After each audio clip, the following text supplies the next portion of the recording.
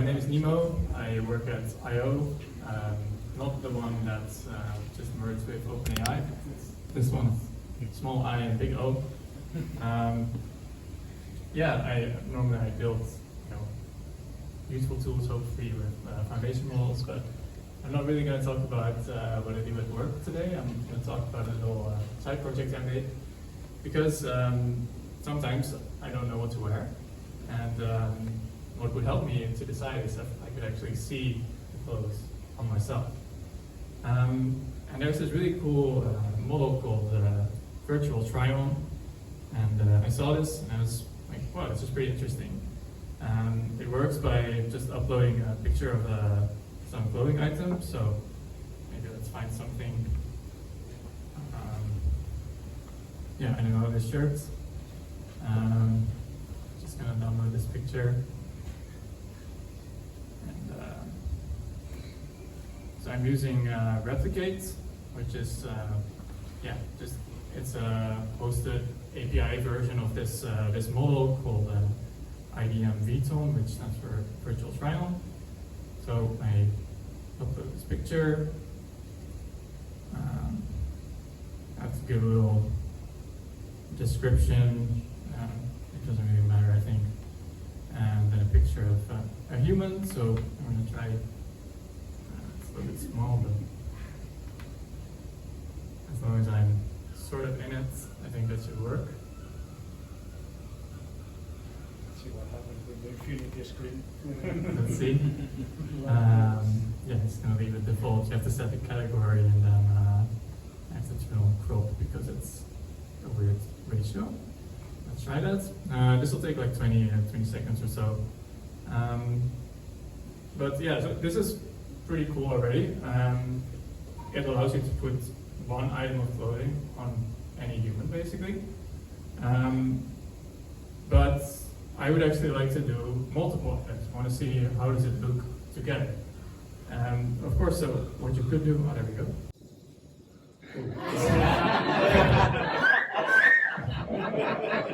I guess I asked for it with this text picture.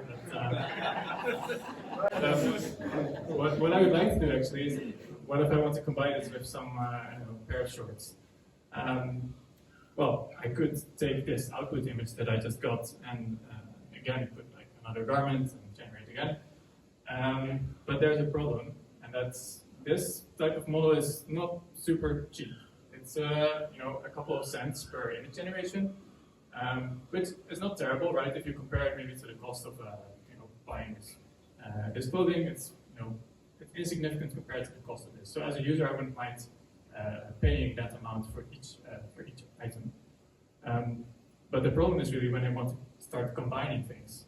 So if I have to generate an image for every combination of items that I have, then suddenly it starts to grow exponentially. So maybe I have like 100 items and I want to add one more.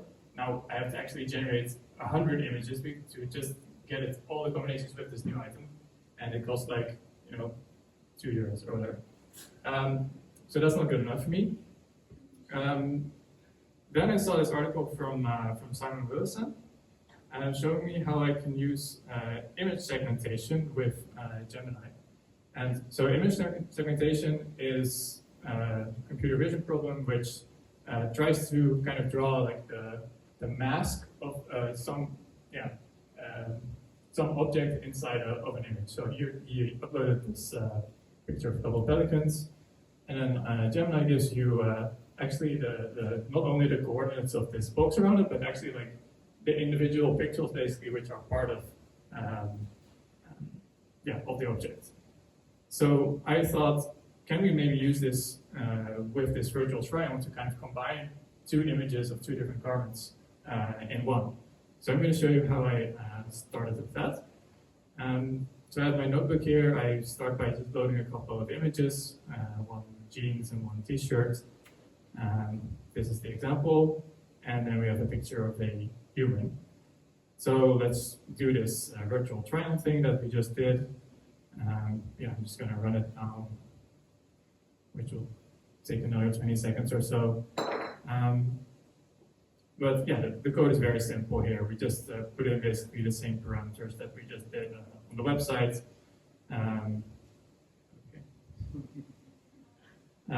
We get this Goran image, human, and description. And there we go. We get image pretty nice on there. So then let's try to find out, okay, which part of this image was actually part of the shirt. And this is where we use Gemini Flash. And this is all pretty much just from the docs from Google side. The prompts, you have to just ask for, give me the segmentation masks, and then you can put whatever you want there. So I'm putting the description of the garment, so it's like a t-shirt in this case, and ask for it to output some JSON, which contains the bounding box that we saw before, and then the mask, and also a label. I don't need that necessarily, but that's just part of the example. And actually, you have to be pretty strict in like following their example, because if you start changing it a little bit too much, it doesn't really like that. So it really looks like it went for, they trained it some specific examples, but it doesn't do too well when you start improvising. But yeah, we can run this. It takes only a couple of seconds. I'm printing the token usage here, and actually this costs 1/100th of a cent. It's insignificant compared to getting the image of the item itself, actually. And this is the raw output, so we get basically coordinates for drawing the box around it. And then this is actually, like, I was really surprised by this, that it outputs a valid PNG image in base64 format. I was like, what? How does a language model do that? Right? It's not even it's like a pretty complicated structure. It has to have like. Can you open it? Sorry. Can you open this? The image, yeah, I'll show you in a second. So this, yeah, we can draw this right now. It's just we get the base64 part, we decode it, and we open it with this image library. And yeah, it's basically a black and white picture of which parts were, the white part is the shirt and the black is not the shirt. And then we can do a little bit of image transformation magic. It's not super interesting. I just basically vibe coded this following Simon Wilson's example, which was in JavaScript. I just told it to translate it to Python basically. So that resizes it to put it like in the right place on the original image. And we can maybe overlay that on top of the original or the generated image, and we see, okay, that's looking pretty good. And then we can do the same thing with another garment. So here maybe I do the jeans. We run this and we get just the jeans.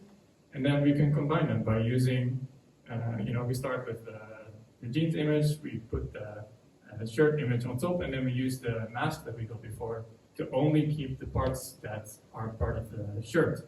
So then you get this, and it looks pretty nice. You can actually see this also fixed another problem, because when we look at the image of just the generated shirts, it actually made this person's hair a bit longer. Because what it does, it draws like a pretty big sort of outline around here where it thinks the shirt might be, and then it just starts filling that in. So it actually doesn't know what's around here. It just sort of draws that whole part again. And by using the mask, actually, we fix that. We only keep the part that's actually the shirt, and it fixes the hair as well.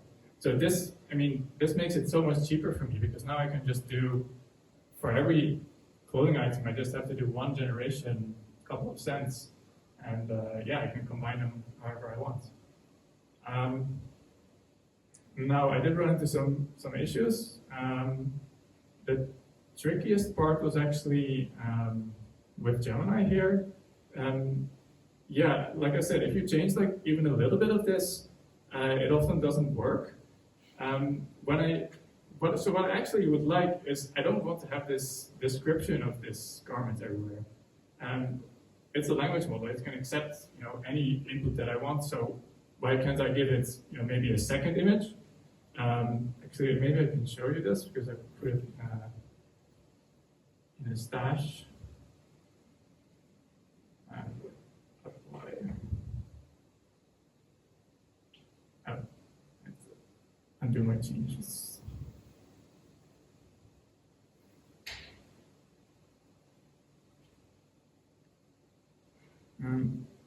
So I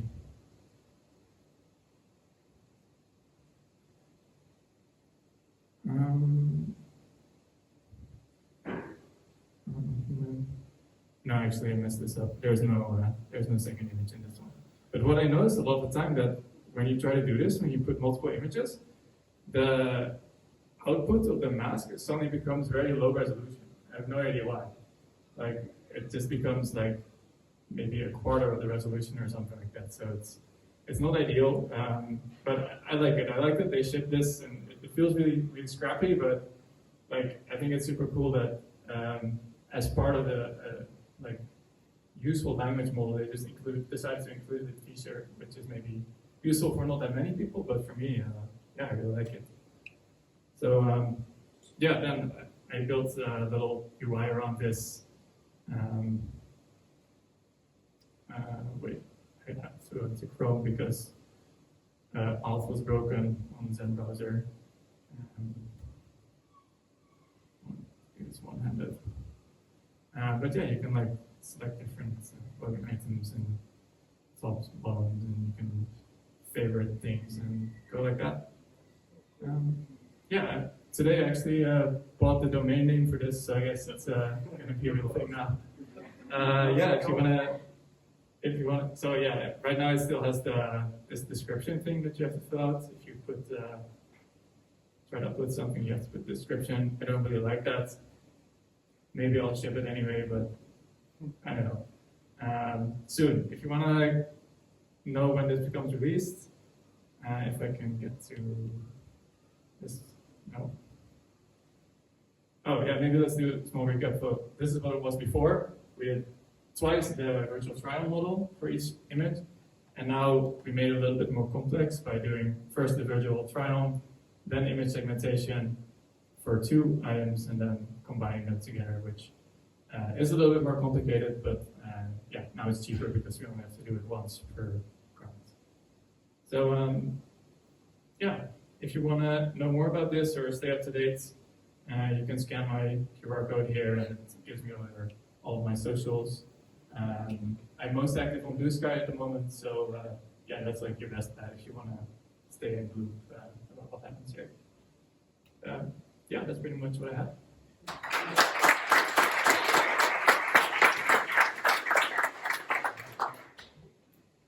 Thank you, Nimo. So questions I see around. Yeah.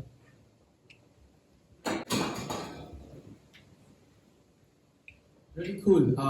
Have you tried experimenting with like segment anything? Because they are like super small as well, and you can just have like the model deployed on a consumer grade GPU, right? So just curious. Yeah, I was actually using segment anything before I started trying Gemini Flash, which worked about equally well, I would say. But the reason I actually went to Gemini Flash now is because I wanted to try this thing with 2 images. So I wanted to say, okay, here's a generated image. Now only segment the parts that are that correspond to this picture of this garment, right? So I just send the generated image and the garment image, and then I wanted to figure it out. So I want to skip this description step. I'm curious how you tackle then the hallucination part, because with the segment anything, I guess you get some confidence scores that you could like work with. So I'm assuming that it's a bit more deterministic than with Gemini, or do you not see like the difference as much?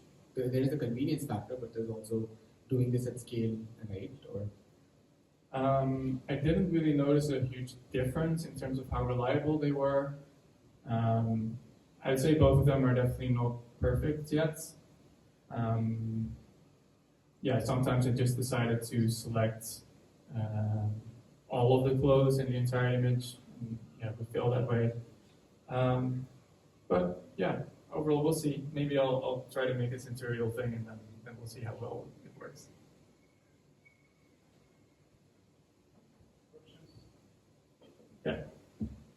So So thanks for the demo. It's very We have interesting. microphone. Hi. Thanks for the demo. It's very interesting. I actually want to ask if you have evaluated how consistent the input image should look like in terms of the starting point, like underwear or with jeans, or how the variation of that can impact the results. Oh, the starting image. Yeah, I tried it with just a couple selfies, like I showed in the beginning, and it seemed to be okay. But I mean, I don't have a lot of confidence in it. I just tried it a couple times. Because if you start with some sort of jeans, and then later on you would like to try some shorts, and then it needs to imagine the rest of your body. Yeah, that's what I was also thinking about. Like, how can we do this? Because ideally, I don't want to force people to like upload a picture of themselves in their underwear to use this. Did it imagine you and then your chest again in a shirt? So it's already doing it. Six packs. Yeah, yeah. I don't know how I feel about that. Yeah, so I was thinking you could, yeah, in that case, rely on the generated parts. So if you wanted to show you in shorts, yeah, there's no other option than to generate your legs for you. It doesn't have the information of what your legs look like, so I guess I'll work with that. But yeah, then of course the masking part doesn't really work anymore, because then we also want to include the legs.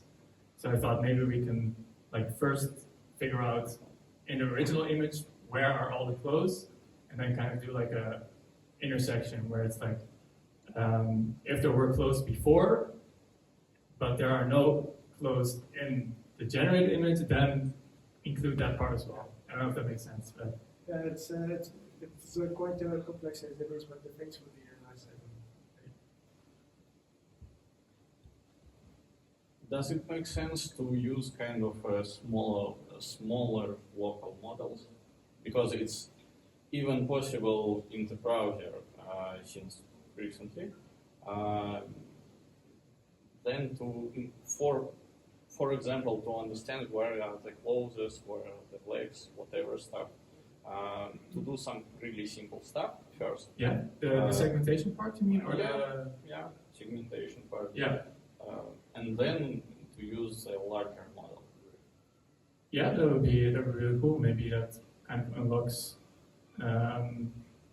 Yeah, you could do it like as soon as someone uploads the image and like show them, okay, this is the actual clothing item that you're going to use without the background, something like that.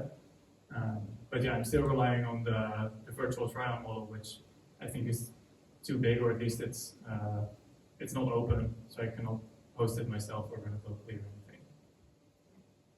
One more question.